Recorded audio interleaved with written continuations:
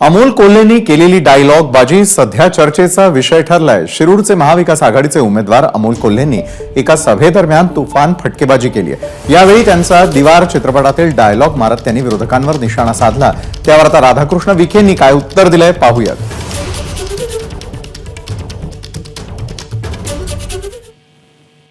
दीवार सिनेमा आठवतो का?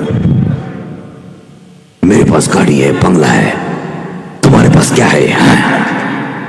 आठवतं ना? माझ्या भावानं प्रश्न तसाच आजही येतो। आमच्याकडे मुख्यमंत्री आहे, 2-2 उपमुख्यमंत्री आहेत, 200 आमदार आहेत, अफाट पैसा आहे, 5 पिढ्यांचं राजकारण आहे, यंत्रणा आहे। आमच्याकडे राज्यातली सत्ता आहे, आमच्याकडे केंद्रातली सत्ता आहे। निलेश लंके तुमच्याकडे काय आहे? आणि निलेश लंके सांगतात माझ्याकडे माझी मायबाप जनता है। अरे हमारे पास तो सब है, आपके पास खाली गुंडाराज है।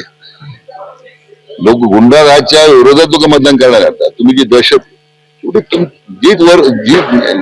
जी तुमची स्थिती आहे नेत्यांची, नेत्यांनी जे शिकवण दिली तेच कार्यकर्ते करणार। या जिल्ह्यामध्ये लोकांना नव्यानं जो गुंडाराज पाहायला मिळतोय तो आता संपवला पाहिजे असं मला वाटतं मनोमन लोकांनी आपलं मन तयार केलेलं आहे आणि तुम्हाला मतदारातून दिसेल ते। एबीपी माझा, उघडा डोळे बघा नीट।